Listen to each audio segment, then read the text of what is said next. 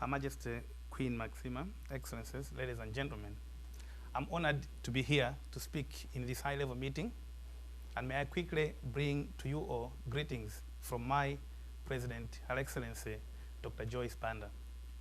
I would like to commend UNDP, UNCDF, and the Better Than Cash Alliance for organizing this very important meeting on a topic of great bearing to all of us and of great concern to mankind today.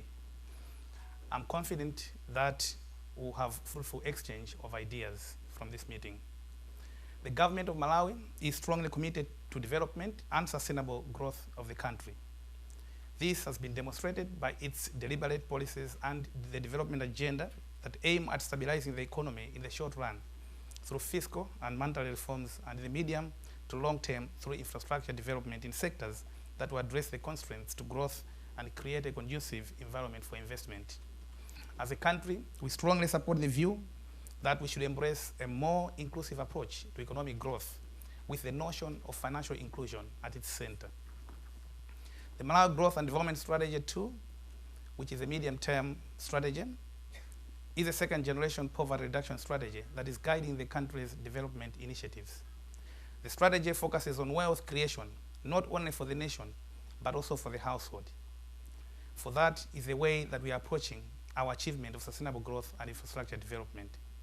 Growth that will create jobs for the people of Malawi, facilitate poverty reduction and human capital development, as well as growth that should provide equal opportunities for all to access business capital.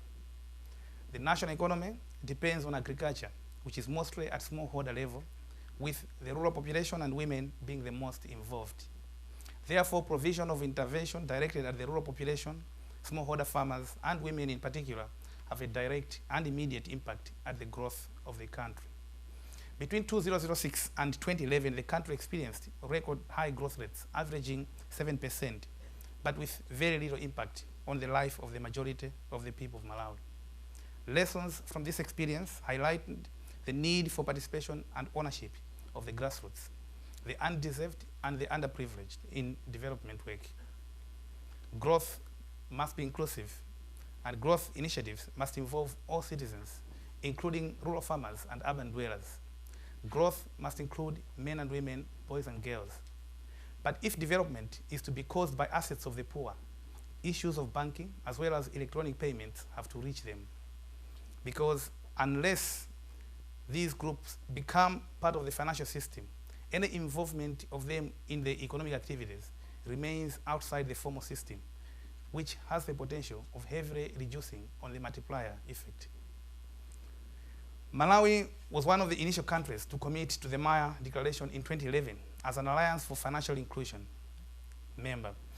We are therefore committed to doubling the bank population from 19% then, when we were joining, to 40% by 2014. Amongst other things that we are doing, we are lobbying banks to open branches in the rural areas. We have embarked this exercise mostly on the banks where the government has got some stakes.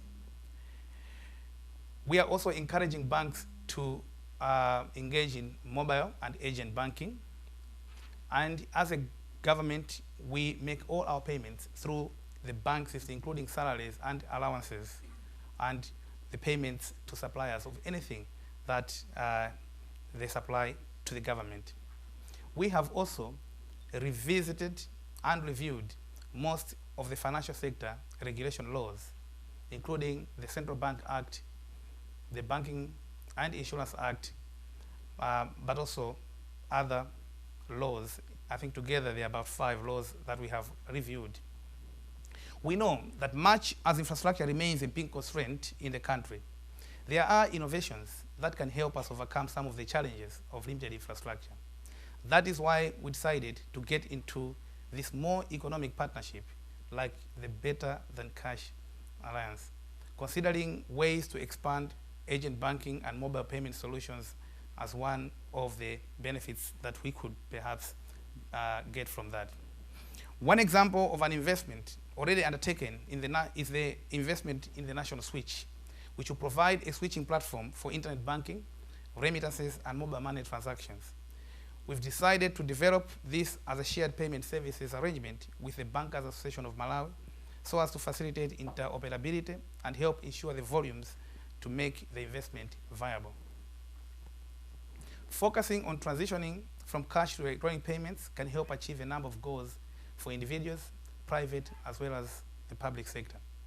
We expect electronic payments to decrease the cost of doing business in the medium to long term, and thereby facilitating private sector development and economic growth. Lately, the country has seen increased volumes in monetary transactions as a result of increased economic activities.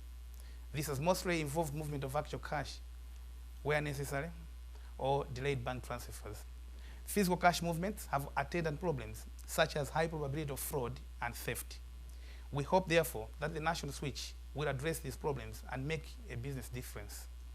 The switch will further facilitate collection of information and data on the financial transactions for ease of analyzing and any future policy decisions. However, for most Malawians, cash still remains king. People simply feel unsafe and insecure when their resources or their money is not in form of cash and they can't see it. It is for this reason that our transition to the electronic payment system should also include an emphasis on building the financial capability of all Malawians, as evidenced by the National Financial Literacy and Consumer Education Strategy. The government's ultimate objective is to migrate to electronic payments for all its transactions in the medium to long term. And we know that it is only through partnerships that we can be able to achieve our goal. This is why we are supportive of a number of initiatives and pilot programs to learn what works and what doesn't, and then expand those that do. For example, the partnership that we have with World Food Programme, Save the Children, and Airtel, where we are using mobile phones to send money to the vulnerable people, and these people are able to obtain the cash from Airtel agents. Through this arrangement, more than 100,000 farmers and their families are able to access even market information as well as information regarding payment details. The government will also focus on transitioning cash transfer to the most vulnerable people in our society through social cash transfer and public works programs. We also have got village savings and loan schemes in rural communities where resources are put together and they are lent to their members.